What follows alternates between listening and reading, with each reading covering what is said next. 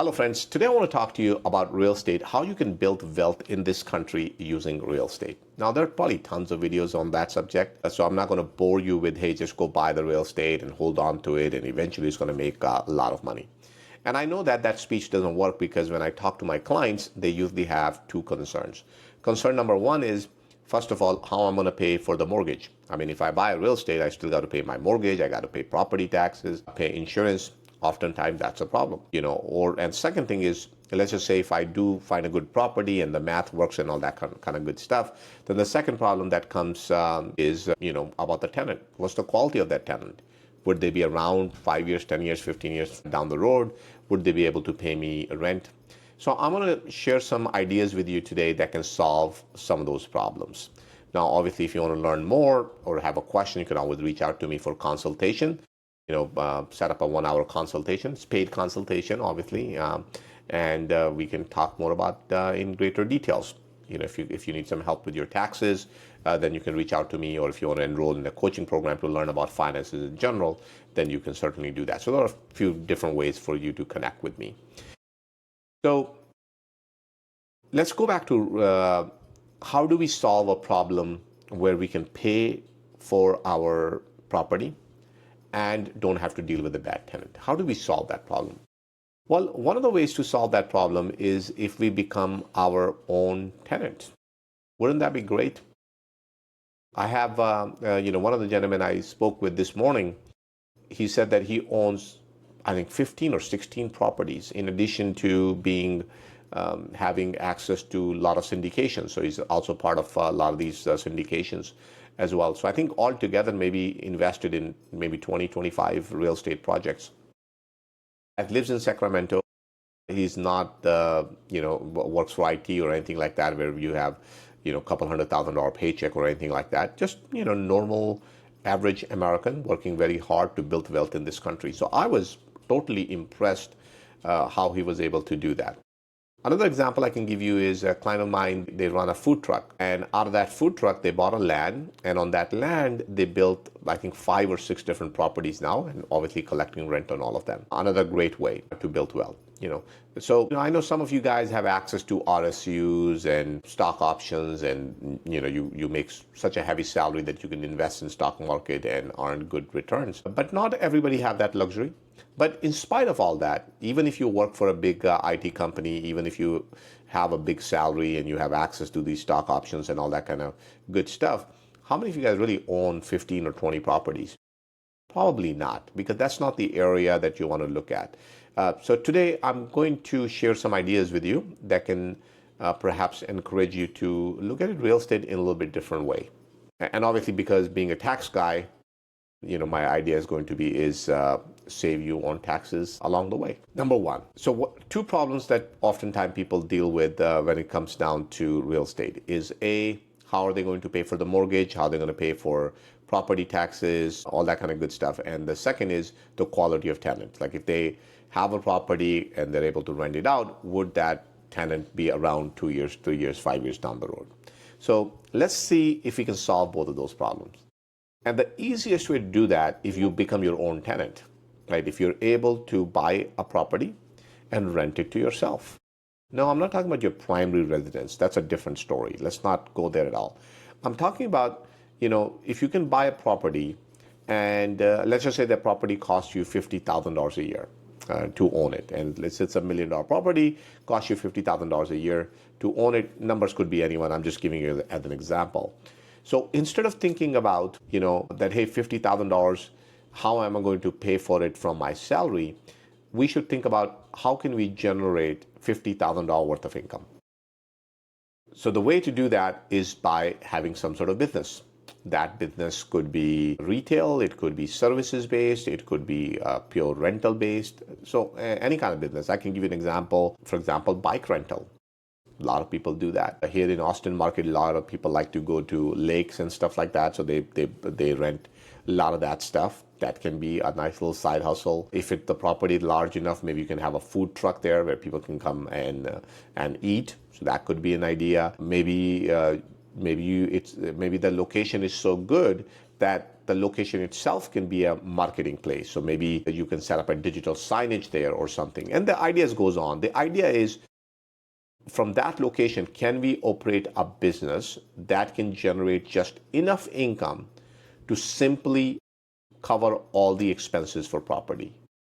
Because I think that's an easier way to think about the business, because oftentimes what happens is when people think about business, they're thinking about making a lot of money, which is great, and you should do that.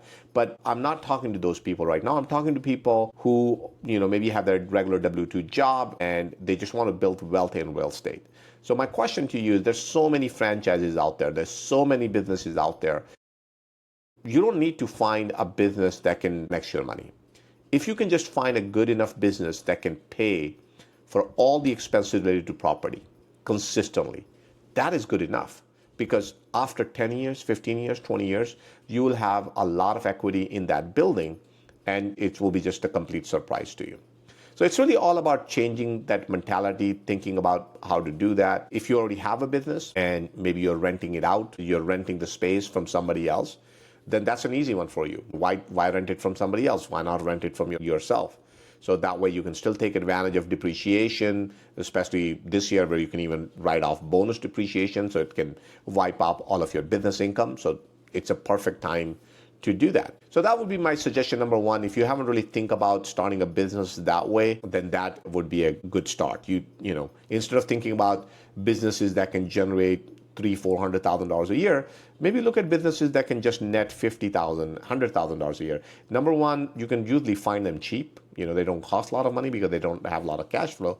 But your goal here is to just simply use the cash flow to pay for the property. That's it. That's what you're really going after.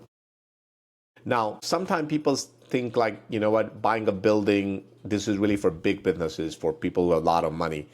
I can't afford that. But that's not really true. You probably can. I gave you a couple of examples of regular average Americans who are not working for high tech, who don't have access to big salaries, and they're able to build a nice big real estate empire.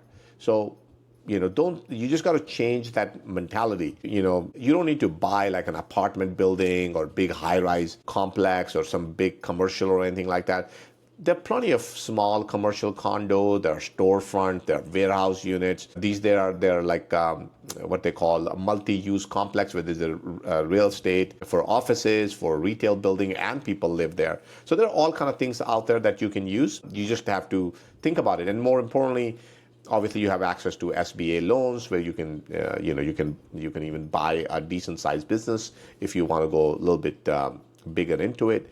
But you guys know that, right? So when your business rents from your LLC that you own, you are going to open door for a lot of powerful tax deductions, right? You buy the building, if it's a commercial, then I would strongly recommend that you do that in LLC. And then your business is going to pay rent to that LLC. And then LLC is going to report that rental income, but it gets to deduct all the expenses. So think about it. From a real estate side, so there are two sides to it, right? There's a real estate side to it, there's a business side to it. So let's just assume that after paying everything, business generates $50,000 net income, and it pays you $50,000 of that income as a rent. So business basically have no income, so there's a zero taxes there. But on your personal side, you do have that rental income coming in, but you get to write off your mortgage interest, you get to write off your property taxes, you get to write off any kind of repair or maintenance, you get to write off your insurance, and most importantly, you get to depreciate the building. So you see, you're taking benefits on both sides, on the business side as well as on the real estate side. I think a lot of people are missing on this particular strategy. So if you want to brainstorm and talk more about it, I'm certainly available here, and we can discuss it. Similarly, you can also think about, sometimes I'll meet with clients where it says, oh, my kids are going to college. And they're thinking about how to pay for college. So I'm not going to go into that segment of how to pay for the college, but just want to share a strategy with you. So, or maybe it doesn't have to be college. Maybe the kids are just living somewhere else. Sometimes I will talk to people and they say, well, my kids are living in such and such state and they're renting out a particular property. So my question to you would be is, instead of them renting, is it possible you can buy a property and you can rent it to them? So maybe let's just say, you buy a property in one of those rooms, your kids can stay, and then other 3, 4 rooms can be rented out. They can have roommates, and those roommates can pay for all the mortgage and all that kind of good stuff. So kid got a space, and you can pay the kid the management fees for managing that property, and they can use that management fees to pay for the college as well. So, that could be a strategy for some of you guys. Another strategy that I can think of is sometimes you have maybe your parents own a property, or sometimes maybe they're living with you. So let me break it down in 2 different ways. So one idea could be is, let's say they own a property and they're getting older. So a lot of time, standard tax advice would be is don't do anything, wait and inherit that property when parents pass away, which makes sense, but not always, right? Sometimes maybe there are medical needs. Maybe there are other reasons why it doesn't make sense for you to wait. Maybe the better strategy is you buy the property from them and then you rent it back to them. So that way that asset is no longer under their name. Obviously, there's that 5-year period where you have to wait. But if you strategically implement that strategy, that can work out very well for you as well. And sometimes it could be the other way around. Maybe your parents are living with you and you're not really worried about any other kind of medical issues. And maybe you buy a property under their name and you have a mortgage on it. So you become the landlord and you're collecting the mortgage from them. So that way they don't never really build an equity in that property whatsoever. And you always have the lien on the property. So just in case something goes wrong, you can still take control of the property. And more importantly, you get to take advantage of step-up basis when they pass away and you inherit that property. So now you get the step-up basis on that property. So there are a lot of different ways to play around with real estate. But I just thought that, these are some of the ideas that are not commonly discussed out there. So I thought maybe I share that with you guys. And, if you own a property or you're thinking about buying a property, you want to talk about it, you want to discuss about it, I have access to a lot of data, so I can certainly help you find some numbers and kind of share my thought. Once again, I'm not an investment advisor, so I can't tell you whether you should buy something or not. That's your decision. But I can be here to help you evaluate some of these deals and help you think about them, give you another point of view, so that way you can perhaps make a better decision. And sometimes that decision is not buying a property, by the way. Sometimes that is a better ROI. So I hope that helps. But if I can be of any help to you guys at this tax season, if you have plenty of rentals and you're looking for somebody to help you out with your taxes and somebody to consult on a regular basis who can help you grow your business, then I'm your guy. Just reach out to me, go to taxcodeadvisors.com. You can set up a free discovery call where we get to talk and get to learn about each other. And if you're ready to go, then we take it from there. All right, guys, thank you so much, and I'll see you guys soon.